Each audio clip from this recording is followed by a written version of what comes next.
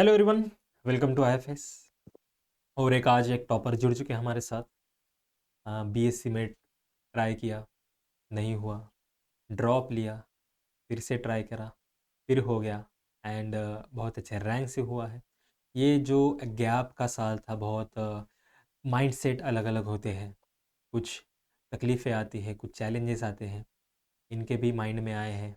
And ये सारी बातें इनसे हम जान लेंगे, कैसा माइंडसेट था, क्या चैलेंजेस थे एंड क्यों लगा इनको कि ड्रॉप लेना चाहिए एंड क्या करना है आगे। ये सारी बातें जान लेंगे। एंड ये सब जानने से पहले थोड़ा इनको जान लेते हैं। तो please introduce your self. My name is Nikhil Singh. I'm from Varanasi. I have completed my bachelor's in biotechnology. I have completed it in year 2024 June, and I took gap for GAT-B examination, and I just cleared the examination right now. And very yes, बोलिए। uh, During this journey, IFAS play a very vital role in my gap year. They give me the proper guidance through their guideline, through their guidance lecture and all. सबसे ज्यादा चीजें जो अच्छी थी वो इनका test series था। जो क्वेश्चंस थे उनके वो बिल्कुल इस लेवल के थे कि आप एक टाइम को गैट भी तो छोड़ो, आप टीआईएफआर के एग्जाम्स भी क्लियर कर सकते हो, ऐसे लेवल के क्वेश्चंस होते हैं। Right. So that was my experience with and IFS. GAT B के साथ और कौन से एग्जाम्स को आपने टारगेट किया? Sir IIT JAM, I cleared IIT JAM examinations too. Okay, very nice. सबसे पहले तो बहुत बहुत बधाई हो आपको इतने अच्छे रिजल्ट के लिए। Thank you sir. And thank you मैं सर। पूछ रहा था कि ड्रॉप लेना ये कोई छोटी बात नहीं किसी भी एस्पिरेंट के लिए। तो खुद को कैसे आपने मनाया कि चलो ड्रॉप ले लेते हैं, अच्छा होगा लाइफ के लिए? सर मुझे जो लगता है कि अगर हम किसी बड़े एग्जाम के लिए टारगेट कर रहे हैं, फॉर हम्म। एग्जांपल अगर हम किसी अच्छे इंस्टीट्यूट को टारगेट कर रहे हैं, तो ड्रॉप मैटर नहीं करता है ऐसे केसेस में, अगर आप वहाँ एडमिशन ले लेते हो तो। So yes. ये चीजें मुझे इंस्पायर करती थी। एंड मेरे भैया ऑलरेडी जेएनयू से पढ़े हुए हैं, तो वो भी बोलते थे कि ड्रॉप डजंट मैटर इतना मच, कि अगर तुम उन चीजों को पा लेते हो तो दैट्स गुड। वो ज्यादा यस, मैटर नहीं यस, करती, सीवी वगैरह में उतना कोई दिक्कत नहीं आती है। Yes, exactly. जब आप रिजल्ट लाते हो, अचीव करते हो, तो वो सारी चीज़ें, एक जो स्ट्रगल है वो स्वीट मेमोरीज में कन्वर्ट हो जाता है। अभी उतना कुछ लगता नहीं है कि राइट चलो सर। हो गया, अच्छा जगह पे अपना एडमिशन हो जाएगा। तो why GAT B?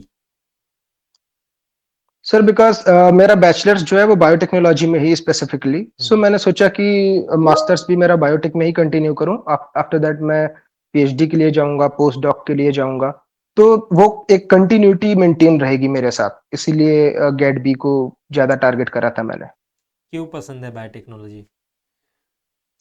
Sir emerging field है, फ्यूचरिस्टिक अप्रोच बढ़िया है, and lots of research going on. Specially मेरा जो फेवरेट टॉपिक है वो स्टेम सेल्स है। मैं चाहता हूँ कि एक ऐसा वो हो जब इंडिया भी कंट्रीब्यूट करे स्टेम सेल्स में, और नहीं कुछ तो एटलीस्ट स्टेम सेल लाइंस तो बना ही ले हम, ताकि उस पे लॉट्स ऑफ रिसर्च कर पाए, यस, एग्जैक्टली। एंड बाकी बाकी कंट्रीज को बीट करे रिसर्च में। वेरी नाइस, बहुत अच्छा एम्बिशन है आपका। एंड आईएफएस के बारे में कैसे पता चला? सर मैं बहुत पहले से आईएफएस के साथ हूँ। लाइक जब मैं अपने कॉलेज में टाइम में था तब से, 2021 से। सर मैं यहाँ लेक्चर्स रेगुलरली देखता था, पेड बैच से नहीं, मैं यूट्यूब सेशन से देखता था, एंड वहां से कंटिन्यूटी मेंटेन करता था डेली। जब मेरा ड्रॉप होता था, जब मेरी छुट्टियां होती, वेकेशन होते थे, तब भी देखता था। बट ये ड्रॉप ईयर भी बहुत अच्छे से गया है, एंड वहीं से मुझे पता चला, मेरे फ्रेंड्स ने सजेस्ट करा था कि आप एक कोचिंग बताता हूँ, एकेडमी, आईएफएस एकेडमी, आप वहां से वो करो। तो फ्रेंड्स के थ्रू भी पता चला, एंड पहले से भी मैंने देख रखा था। बहुत बढ़िया, वेरी नाइस। एंड सिलेबस की बात करें तो सबसे फेवरेट पार्ट कौन सा था सिलेबस का, मतलब जिसको देख के दिल खुश हो जाता था? सर मॉलिक्यूलर और जेनेटिक्स। मॉलिक्यूलर और जेनेटिक्स। एंड उसके कॉन्ट्रास्ट में ऐसा कौन सा यूनिट था जो बहुत चैलेंजिंग लगता था आपको? सर चैलेंजिंग तो नहीं, एक्साइटिंग बोल सकता हूँ, जो like DNA damage and repair वाला जो पार्ट है, वो अच्छा, लाइक मॉलिक्यूलर उसको बायोलॉजी का अगर, है। Yes sir, hmm. Molecular biology. So वो एक्साइटिंग लगता है, चैलेंजिंग तो नहीं बोलूँगा मैं, एक्साइटिंग लगता है कि ये चीज़ें हैं जो लिटरली जब हम प्रैक्टिकल करेंगे तो बढ़िया होगा, करते समय अच्छा लगेगा। तो मतलब ऐसा कुछ नहीं था जो आपको इतना तकलीफ देता था, सब चीज़ें आसानी से समझ में आ जाती थी आपको? हाँ सर, मतलब इतना कभी कोई वो हुआ नहीं प्रॉब्लम, सब चीज़ें ईज़िली समझ आ जाती थी, क्योंकि मैंने बैचलर्स पे भी ध्यान रखा था और आपका जो वे ऑफ प्रेज़ेंटेशन है, जो बढ़ाते हैं, चाहे वो लाइव हो या फिर यूट्यूब सेशन हो, सर एक्सप्लेन करने का जो सर ढंग है, वो लाइक नेक्स्ट लेवल है एंड यहाँ कोई नहीं बीट कर सकता आईएफएस को। Right, very right. And PYQs कितना बड़ा रोल प्ले करते हैं किसी एग्ज़ाम को क्वालिफ़ाई करने के लिए? सर पीवाईक्यूज़ का भी उतना ही रोल होता है जितना हमारी तैयारी का होता है। बिकॉज़ जब तक हमें ये नहीं पता होगा कि क्वेश्चन्स किस लेवल के आते हैं, किस तरह से सेट होते हैं, हम कितनी भी तैयारी कर लें वो 50-50 ही रह जाता है। 50% अगर हमारी सिलेबस का इम्पोर्टेंस होता है तो 50% पीवाईक्यूज़ का भी इम्पोर्टेंस होता है इसमें।